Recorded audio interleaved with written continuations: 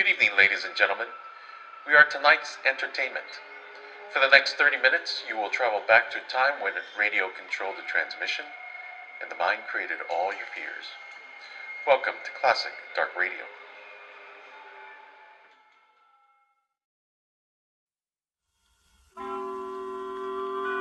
Suspense.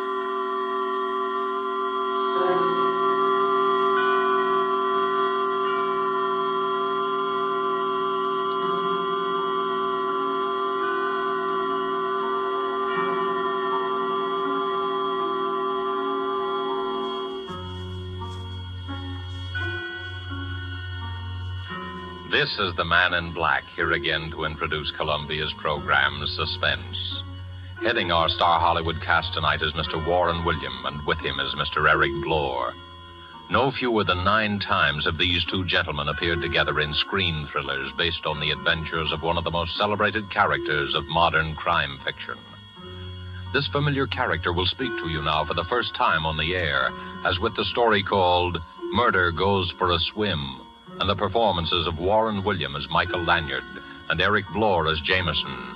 We again hope to keep you in suspense.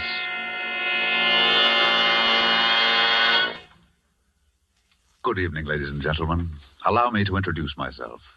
Nowadays, meeting me on the street, you'd most likely recognize me as Michael Lanyard, an author of sorts. But if you'll not be too free with the information, because I've been at some pains to allow bygones to be bygones, I was once known rather well by quite a different name. And there are still times when I find myself obliged, or should I say forced, to return to that character, to resort to the somewhat questionable talents of the lone wolf. As a matter of fact, my presence here this evening is prompted by an uncontrollable desire to reminisce a little. Eh, Jameson? Oh, quite right, Mr. Lanyard. And if you'll pardon a gentleman's gentleman for saying so, sir, playing nip and tuck with the police, meeting lovely ladies, you pilfering an occasional gem, I living, so to speak, from hand to pocket. Ha ha! Those were the days, sir. Yes, those were the days. Absconding at times. Perhaps a touch of embezzlement here and there. Now, hold on, Jameson. If we're going to reminisce in public, I suggest we confine our recollections to our later period, when the lone wolf had become a gentleman of leisure and used his talents in the interests of law and order.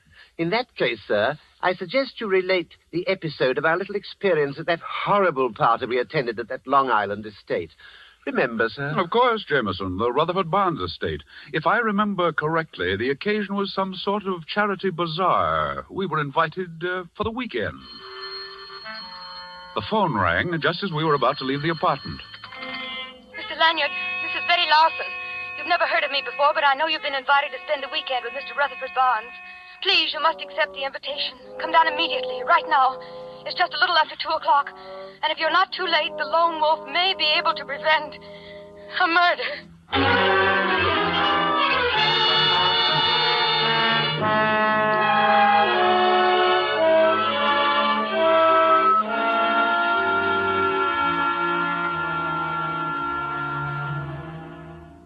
Jameson and I arrived at the Barnes estate a bare 2 hours after we'd received the mysterious telephone message.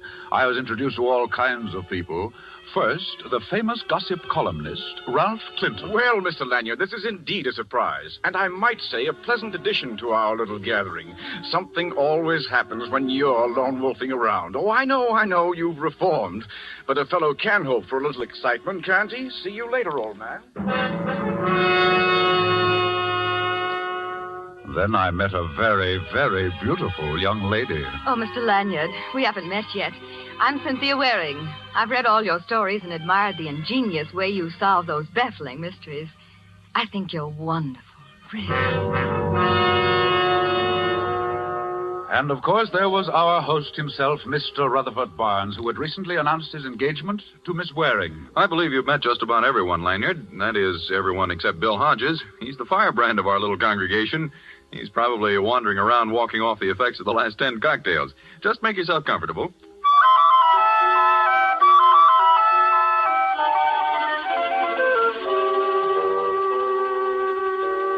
Strangely enough, I failed to meet a Miss Betty Larson, the frightened young lady who had phoned.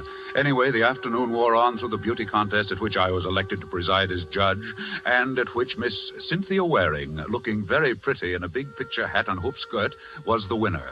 After it was over, Jameson and I managed to break away from the rest of the guests, and to escape the heat of the afternoon, we prepared ourselves for a cooling dip in the pool.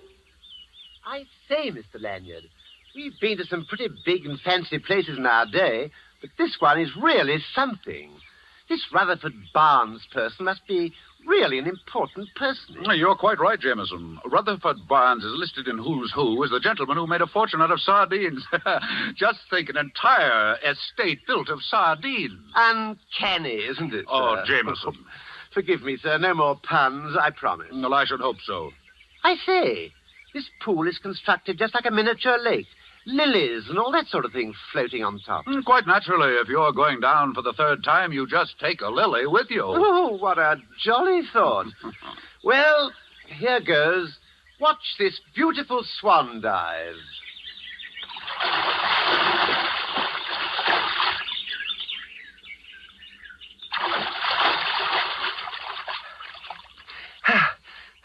I say, this is most unusual.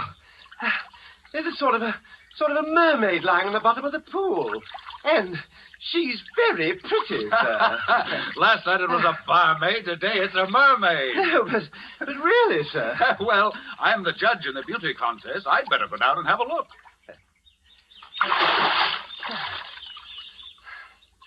Don't be away too long, sir. Remember, there are lots of warmer women in the world. Jameson, quick. Here, give me a hand. Good heavens. It's a girl. Quick, here, lift her out of here. Hurry. I'm doing my best, I'll sir. get down. Here, now, let's put her down here. You hold her there, Oh, sir. Yes, Jameson, I'm afraid she's dead. Well, what do you make of it, sir? What, was it an accident? Well, I don't know. There's a pretty nasty bump on the side of her head. Well, perhaps she slipped and hit her head as she fell. Perhaps. But her bathing suit, not quite the style you'd put on to take a swim. Possibly she was in the beauty contest. Of course, that's it. The program listed 10 contestants, yet only 9 girls competed. Meaning what, Mr. Lanyard? Meaning, Jameson, that this poor kid was the 10th contestant. And if my hunch is correct, her name is Betty Larson. The girl with the telephone message? Precisely. And if her call was on the level, we did arrive too late, and she was murdered. Mr. Lanyard! Mr. Lanyard! It's Mr. Barnes and Miss Waring. Take off your robe and cover up the body, Jameson. Yes, sir. Well, Lanyard, we've been looking all over for you, haven't we, Cynthia, dear? Yes, of course. And I'm glad we found you, Mr. Lanyard. I've been wanting to thank you for awarding me the prize in the beauty contest this afternoon. I really didn't think that... Mr. Lanyard! There, at the edge of the pool. Yes, it's a girl, and I'm afraid she's drowned. Drowned? But... Oh, how horrible. Oh, but how did it happen? Who is she? I think she's Betty Larson. What do you think, Mr. Barnes? Here, look. Oh, good Rutherford, heavens. look. Oh. Yes. Yes, that is Betty Larson. Why, I had no idea. Then you do know the girl, Mr. Barnes. Why, yes. As a matter of fact, only recently I recommended her for a job. She's the local telephone operator. And the village beauty. Mr. Barnes and Miss Larson were childhood sweethearts. Mr. Barnes, tell me, do any of the other guests know this girl? Ralph Clinton, for instance. Could our famous columnist have possibly known Miss Larson? Well, if not in person, most certainly by telephone. You see, for the last few weeks, Miss Larson handled my personal calls. I see. Did she ever mention the fact that there might be a murder? Murder? Well, you see, I received a rather strange message. Now, look here, Lanyard. If you're insinuating that Miss Larson was murdered, you're all wrong. It's perfectly obvious. She slipped and fell into the deep end of the pool. She can't swim. We couldn't hear her cry for help over the noise of the party, so the poor girl drowned. As simple as that, eh? Why, of course. And I'd appreciate it if you'd be kind enough not to mention this accident to any of the other guests. There's no need to disrupt the entire weekend. I'll notify the sheriff and call the coroner, and they'll take care of everything. I think it might be a good idea, Mr. Lanyard, since you seem so certain that a murder's been committed, that you and your man remain on the premises.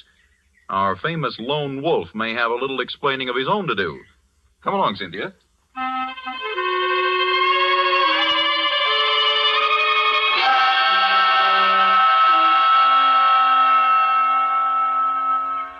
Oh, I'm completely at sea, Mr. Lanyard. The sheriff seems to think the whole thing was an accident, that this Miss Betty Larson person dived into the pool and that's how she hit her head. I doubt that, Jameson. According to Barnes, the girl couldn't swim. Hey, buddy. Oh, I think we have company. Buddy. Yeah? If you see Mr. Barnes around, I want to see him. I think he's over at the other side of the house getting things ready for the bazaar. Bizarre. They don't care how they celebrate a murder, do they? If I'm not mistaken, you're Mr. Bill Hodges, eh? Yeah. Betty Larson and I were going to get married. Everything was great until she starts going around with this society bunch. I got a few things to settle with that society crowd. Especially that keyhole peeper, Ralph Clinton. You seem quite positive, Hodges, that your girl was murdered. Well, what do you think it was, an accident? That girl could swim like a fish. Nothing could happen to her in the water. Hey, but Barnes says she couldn't swim a stroke. I said she could swim like a fish. But Barnes says... Did you hear me, you little runt? Amazing how that girl could swim. Look here, Hodges, what makes you think Ralph Clinton had anything to do with this? Do you know you're practically accusing him of murder? Listen, Betty stood me up twice last week. I followed her in my car, and she met Clinton both times. He was going to put her in this contest, and she was a cinch to win. He promised her. Then look what happens to her. She's dead. Murdered, I tell you. Well, here comes Clinton now. Maybe you'd better tell him about it. Oh, there you are, Hodges. I understand you've been looking for me. Yeah, I have. And now I'm going to fix that pretty face of yours. Wait a second. Here, you can't do that. Here, Jameson, help me break this up. I will as soon as they stop punching me. Hey, don't be a fool, Hodges. Stop it. Stop it, I say. All right. All right, let go of me. Let go. Oh, thanks, Mr. Lanyard. This man's a maniac. Okay. But I'm warning you, Clinton. I'll see you again. When you ain't got your friends around. Personally, I don't know whether the girl was killed or not, but if she was, our friend there, Hodges, will have a lot of explaining to do. You mean you've got something on him, Mr. Clinton? Well, when I was discussing the contest with Betty Larson a few days ago, she told me that Hodges had warned her not to enter it. It seems he was afraid that if she won, it might go to her head and she'd walk out on him. As a matter of fact, he told her to stay away from here. Well, there's going to be a coroner's inquest in the morning, and I suggest that you tell this to the sheriff as soon as he returns. Oh, why, tell that to the sheriff? Oh, no, I'd rather hate to do that. You see, Lanyard, someone in my position, I can't afford to get involved. After all, it's my business to report scandal and not get mixed up in it. But look here, you... Oh, tell you what, give me a chance to think it over, and I'll see you at the treasure hunt tonight.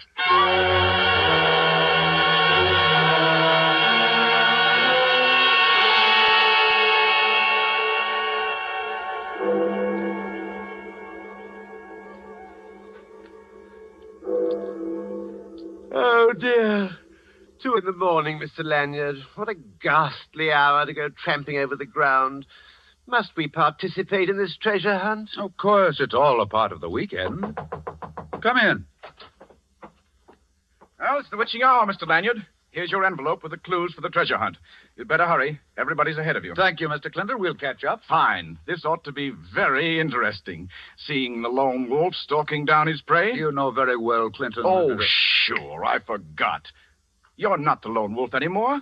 You're just nice, innocent Mr. Lanyard. Well, good hunting. See you later. Well, here you are, Jameson. This is our clue. Go ahead, read it. Under the oak and under the cover, where have met many a lover, light a match and look deep down, find your clue and win your crown. I say, isn't that lovely? Can you decipher it? Oh, of course, sir. It means, Exactly, Jameson, the old well. That's where we'll find the next clue. Come on, let's get going.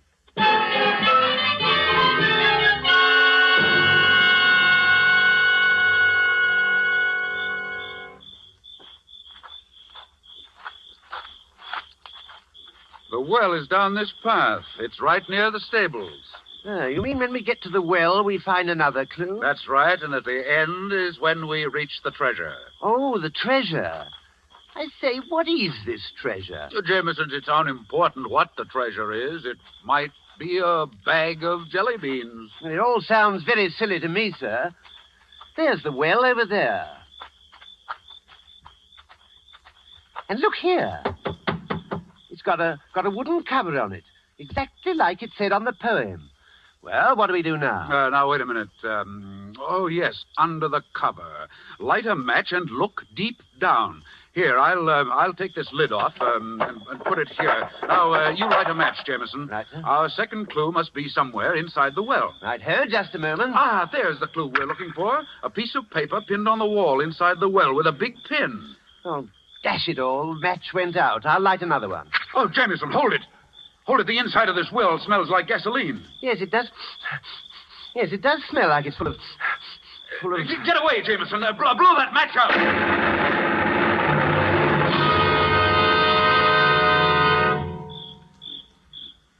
Are you all right, Mr. Lanyard? Yes, and no thanks to you. Oh, I couldn't help it, sir. If you ask me, we walked right into a trap. And quite obviously. Here, let me help you up. Oh, thank you, sir. Oh, if I'd had any idea... Ouch! Well, now what's the matter? Oh, I've been stabbed. Well, let me see. Oh, steady, Jameson. I'll pull it out. Oh, be careful, sir. Oh. Oh! There we are.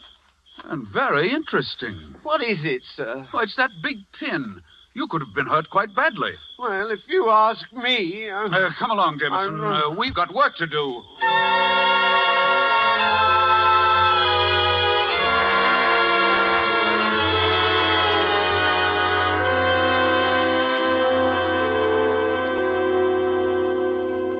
And another thing, Mr. Barnes. We don't mind playing this little treasure hunt game of yours, but it's no fun when the prize is 2 bodies, especially if they happen to be our 2 bodies. Oh, surely it was only an accident. I wish I could believe that, Miss Waring. But there's no rhyme, no reason for what's been happening. If the accident at the well was another attempt at murder, then all our lives could be in danger. Steady, Cynthia, darling. I presume you have some idea of who the murderer might be, Mr. Lanyard. You flatter me, Mr. Barnes. I would think you had surely lined up 1 or 2 likely suspects, Mr. Lone Wolf. Why don't you tell them about our friend Mr. Clinton, sir? Clinton? Oh, well, there are some mighty interesting aspects to that road company Winchell. He was meeting Betty Larson secretly. At least that's what Hodges says. I can believe that. Clinton would stoop to anything. I didn't want to have him around, but Cynthia felt that we should cater to him for the sake of publicity for the bazaar. Hodges also insists that Clinton arranged for Miss Larson to enter the beauty contest, and that Clinton promised her that she would win. And there's the little incident at the well. If you ask me, Clinton is in this thing right up to his clues. Help! Mr. Barnes! Somebody come out here, hurry! That sounds like Hodges. He's right out there at the side of the house. Well, come on. We can go through these French windows. In here, in the bushes, you better hurry. What is it, Hodges? What's wrong? I don't know. Don't ask me. I don't know anything about it. Great heavens, look at Clinton. Oh, I can't stand it. I can't stand it. What awful things are going on. No, I don't know how it happened. I was just coming down the path. There in the bushes, he was lying right He's there. done for, all right, Mr. Lanyard. Shot. Murdered. Murdered? You did this, Hodges. You said you'd get even with Clinton. Now you've done I this. tell you, I don't know anything about it. I was just walking down along the path. I don't know anything about It's it. all right, Hodges. You'll have an opportunity to prove your innocence. Don't you have some theory about all this, Mr. Lanyard? And this... There, Miss Waring. I think I can promise you at least that there won't be any more murders.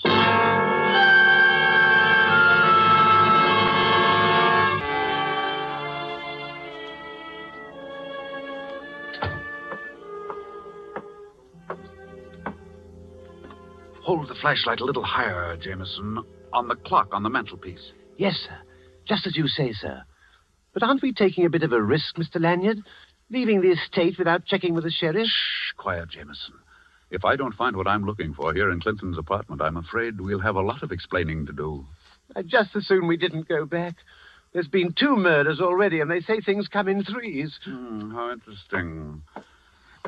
Jameson, why do you think I've got you flashing the light on that clock on the mantelpiece? Well, sir, well, I'm a bit rusty. I think it might be safe to say, well, it would be safe. Exactly, Jameson. You never fail. The safe behind the clock on the mantelpiece. I say, I was right. Ingenious, eh, Mr. Lanyard? You have your moments. Well, it's a long time since I've operated in this fashion, but we'll see, Jameson. If you don't mind, sir, this is like old times. I do mind, Jameson, but unfortunately, certain situations are born of necessity. Then allow me to compliment you, sir. You haven't lost the old touch. No, I'm not so sure. Ah, there we are. Not much of a haul, if you ask me. Nothing but a stack of letters and a notebook. Let's have a look. All that trouble just for a bundle of papers. Just a waste of good time and talent. There could have been a pound of butter or a gas coupon or a back axle or... Aha! I say, what's so interesting? Just the... Did you find a clue to the murders? Just the motive, Jameson. Just the motive.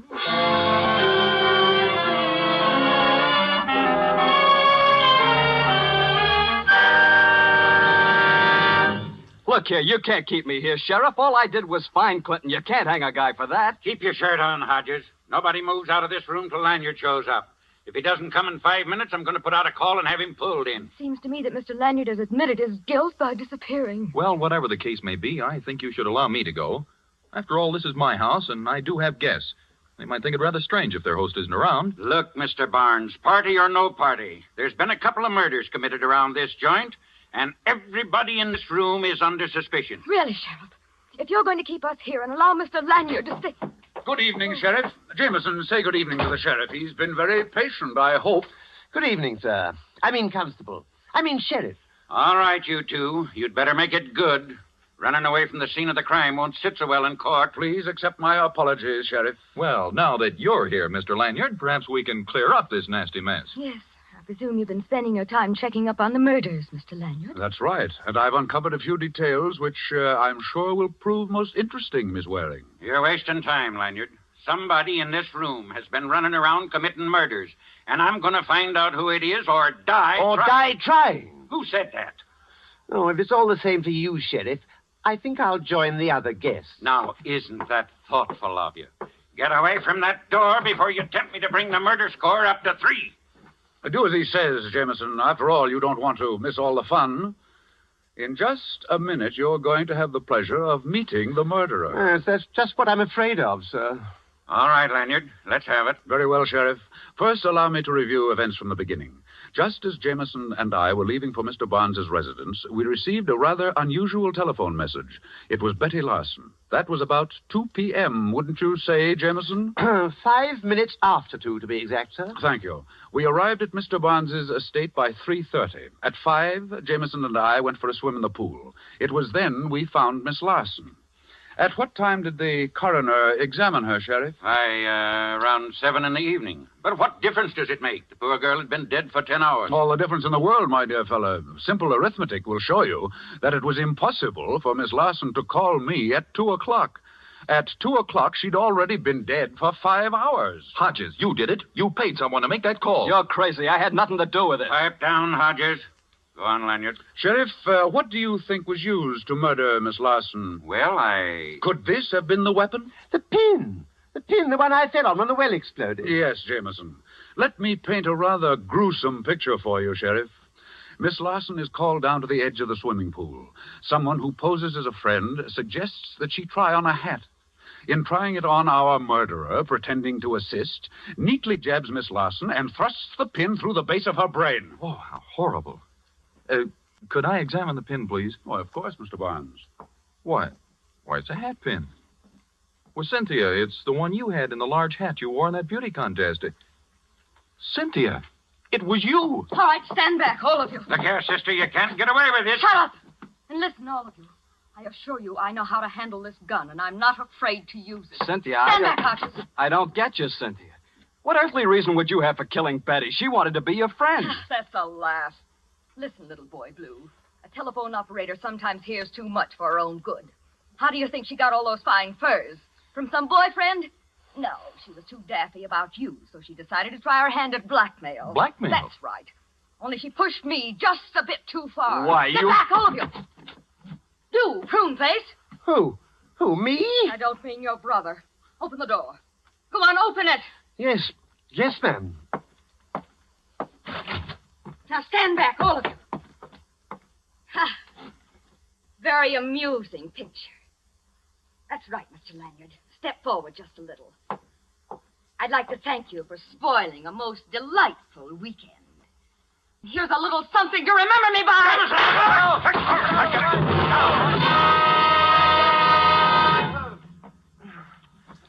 Jameson, are you all right? Yes, I think so, sir. Oh, thank heaven. Yeah, you did a good job, Jameson. You not only saved Mr. Leonard from getting shot, but when you fell against this door, you also managed to knock Miss Waring colder than a doornail. Oh, it was nothing, really. And as for you, sister, maybe these bracelets will keep you out of trouble. Because when you come to, you're going to find yourself booked for murder. Double murder, Sheriff.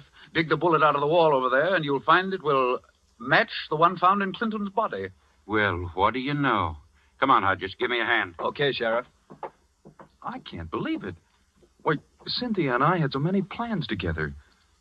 It's hard to believe that she could be responsible for those horrible murders. I'm afraid she was. Mr. Barnes, this is Mr. Clinton's notebook. Several canceled checks and a few letters. Look them over, and you'll discover that your dream girl, Miss Cynthia Waring, has quite a number of aliases, and in certain circles has a reputation for landing the biggest fish in the pool. Then, after she's collected enough money, she tosses them back. You were her next victim, Mr. Barnes. And as for the unfortunate Mr. Clinton, being a newspaperman and gossip columnist, he ferreted out her little scheme and, in turn, was blackmailing Miss Waring.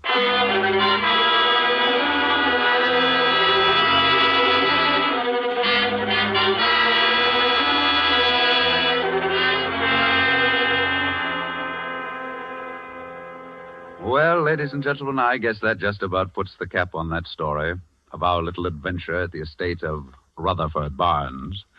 Miss Cynthia Waring was a very shrewd and fast-thinking young lady.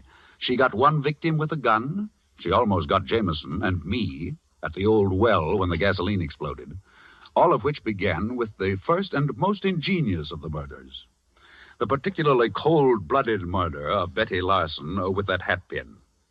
And, Jameson, of course, we have you to thank for having discovered that most important bit of evidence, the pin itself. Yes, Mr. Lanyard. And I must say, I got quite a lift out of that myself when I discovered it. Now, Jameson, remember your promise.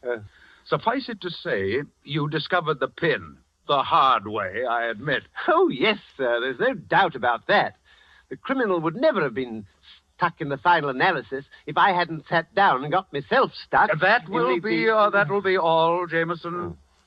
Good night, ladies and gentlemen.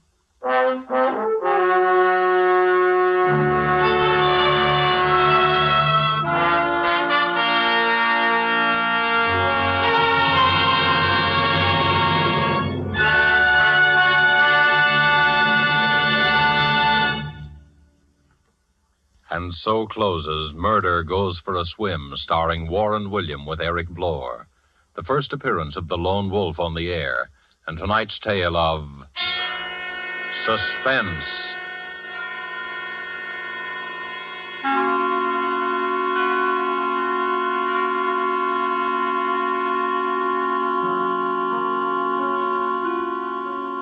This is your narrator, the man in black, who conveys to you Columbia's invitation to spend this half hour in suspense with us again next week, when Laird Kriegar will star in the suspense play, The Last Letter of Dr. Bronson, with a cast of 4 distinguished Hollywood players, Helen Vinson, Harold Huber, Ian Wolfe, and Theodore von Eltz. The producer of these broadcasts is William Spear, who, with Robert Louis Cheon, the guest director, Bernard Herrmann and Lucienne Marawick, conductor and composer, collaborated on tonight's Suspense.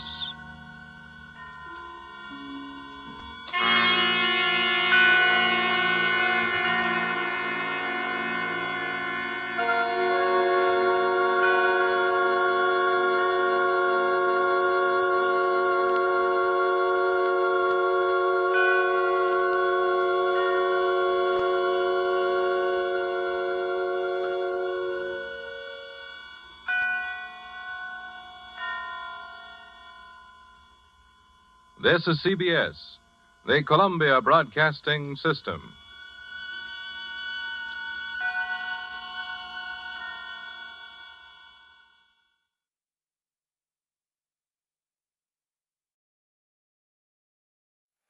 Thank you for joining us. I hope you enjoyed tonight's entertainment. Now, I caution you to subscribe before it's too late, before this broadcast ends, before we